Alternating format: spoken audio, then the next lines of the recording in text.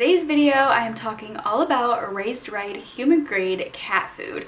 So this brand was super kind to send us some of their full-size foods. They actually did send me one of each of their cat foods, but this video is not sponsored, meaning I am not being paid to make this video. I just figured it would be helpful if I made a video, overview, and review about this brand to let you guys know all of the details about the brand and if we think it is worth it or not, and also just share my cat's response to the food and if he liked it or not.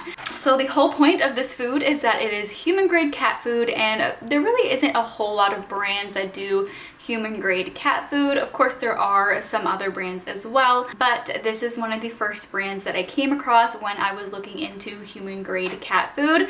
So basically what this means, if you're not sure, it means that all of their food is lightly cooked in a USDA inspected human grade facility with ingredients that have passed the standards necessary for human consumption. So that is what it means when it says that this is human grade cat food. Then getting into the actual cat food itself, they do have 4 different recipes that you can choose from, and when it says a meat and then a recipe, that means that the recipe is going to contain at least 25% of that named meat in the food. The 4 recipes that they have are their turkey recipe, their chicken recipe, their turkey and chicken pate, and then also their chicken and pumpkin pate. So when I was filming this video, Ollie had already had the chicken and pumpkin pate version, so I do still have the other versions to show you, and I am going to also show you Ollie's reaction to the chicken recipe and see if he eats it or not. But what I really like about this brand is how straightforward the ingredients are. The ingredients are all very straightforward. You can easily read and understand what each ingredient is. There's no questions to be asked about the ingredients.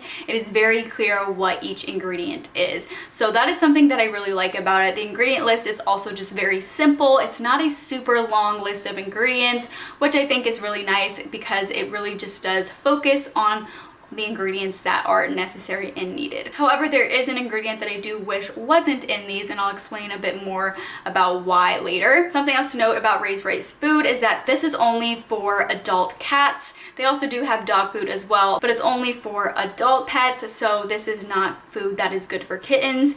So if that's something that you're wanting to do, if you're wanting to feed your kitten human grade cat food, then this wouldn't work. This is not made for kittens. Something that I do like that is available on the Raised Right website is that they do have lab safety results on their website, so that is great that you can really look into everything and you can see all of the lab tests, all the things that they tested for to make sure it's all good to go for your cat. So I like that. You can always check that out on their website. As far as exactly how this works, so they do have a subscription option if you would like to do that, and you can build a box. You choose either 16 bags, 8 bags, or 4 bags, and depending on that, you're gonna get different prices for shipping. So if you get 16 bags in one shipment, you're gonna get free shipping. If you get 8 bags, it's gonna be $9.99 for shipping, and if you get 4 bags, it's gonna be $12.99 for shipping. About the price per bag, it is gonna be $10.99 per bag. Each bag contains 16 ounces, and each bag is 1 pound. However, I also will break down the price per day that it would be. I'll explain a little bit more about that later. As far as how long this lasts for the freezer shelf life, it will say on the bag a date that it is good until,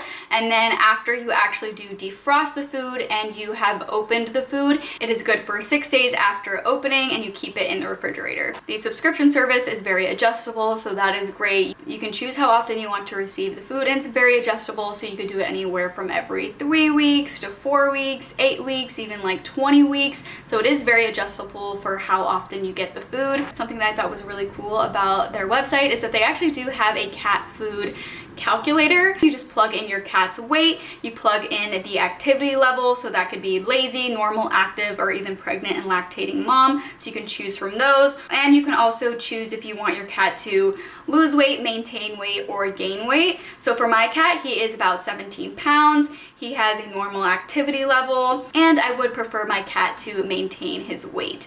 So that is what I'm going for, and then once you plug all of that in, it would tell you the cost per day that it would cost to feed the food depending on how much you are feeding the food. So for example, for my cat, with that information I just explained, if I was feeding Ollie 100% raised right, it would be about $6.39 per day. If I was only feeding him about 50% raised right, it would be about $3.20 per day. And then if I was only feeding him about 25% of raised right, it would be about $1.60 a day. So I really like that. I think it's great to have that kind of breakdown for you. And this will, you know, be different per cat based on their weight, their activity level, and if you want your cat to lose weight, maintain weight, or gain weight. So that will vary depending on the cat, but I think it's really cool if they have that calculator on there to kind of adjust that. And I personally would not be feeding my cat 100% raised right. I do like to give him a variation of different foods. So in that case, this would be, I feel like, more cost effective for me just because I'm not going to go through it as quickly. And because I wouldn't give him 100% of raised right food, I give him other foods.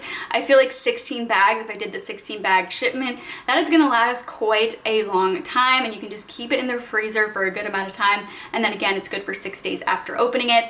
So I feel like that would last a good amount of time, especially if I'm not feeding him completely 100% the raised right food. So yeah, if I was feeding it 100% raised right food, that would definitely be on the pricey side for it to being $6.39 per day. I feel like that is definitely pretty pricey, but I wouldn't be doing that. I like to give him a variation of foods. I feel like it'd be about 50% of what I would be feeding him. It would be closer to $3.20 a day. I feel like that's what would be more realistic for the amount that I would feed him. So I think that's really not that bad. Or I might even feed him a little bit less than 50% of raised right, again, just because I like to give him a variety of different foods. So those are the details about raised right. Now I'm going to show you guys some clips of giving my cat some of the food.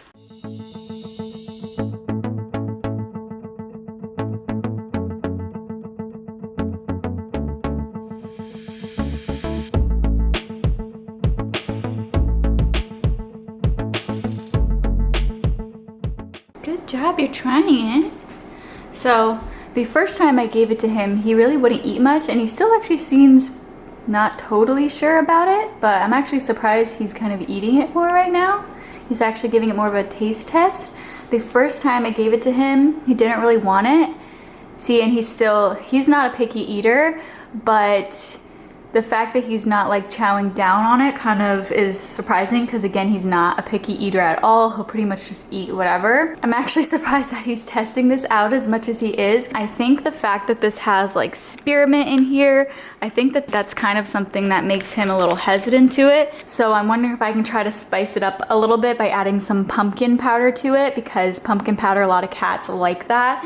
So if I add a little bit of water and pumpkin powder, I'm wondering if that will get him to want to eat it more. I'm actually very surprised that he's kind of trying it more this time, because he didn't as much the first time. I really think that he would like this a lot more if this didn't have spearmint in there. And I think a lot of other cat owners too that I've heard do reviews for this, they say that their cats, like, it seems like there's a lot of reviews saying that their cats won't really eat it, and I think it's really because of the spearmint in there. So I really wish that they didn't add that ingredient. Some cats might eat it, like Ollie is actually eating it right now. So just for some cats, the spearmint might kind of make them not as interested. And even him, I mean, even though he's eating it a little bit, I feel like he's not chowing down as much as he normally does with his other food. It really just depends on the cat and if they don't mind that spearmint or not. Now he's kind of done. See, that's how I know it's like not his favorite, because if he really liked it, he would have chowed it down completely and ate it relatively quickly, because that's just how he is. So he's tolerating it, I feel like, but I feel like he's not like completely loving it. But hey, he keeps going back for a little bit more, so I mean, that's a good sign. He's trying to give it a chance. I'm gonna spice it up a little, add a little water and pumpkin. A little bit of pumpkin powder, and then I'm gonna add some water and mix it up.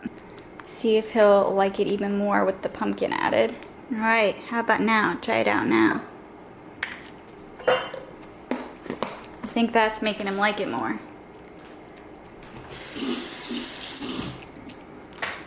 Is that making you like it more? And if you're curious, I use this pumpkin from Native Pet, and I like to add this to his meals with water when I need to spice it up a little bit, and he seems to really like that. See, and now he's walking away though. He normally, if he really likes the food, he wouldn't just walk away from it like that without finishing it. I mean, there's still quite a bit left. So he's like taste testing it little bits, but I feel like he's not absolutely loving it. And again, I just think it's because of that spearmint that is added in here. So I really wish they didn't have the spearmint added. I'm glad Ollie at least taste tested a little bit, but the fact that he's leaving this much, and it is lunchtime for him right now, so he is or should be hungry. Normally he is. I'm sure when I feed him some other food for lunch, he's gonna chow it down.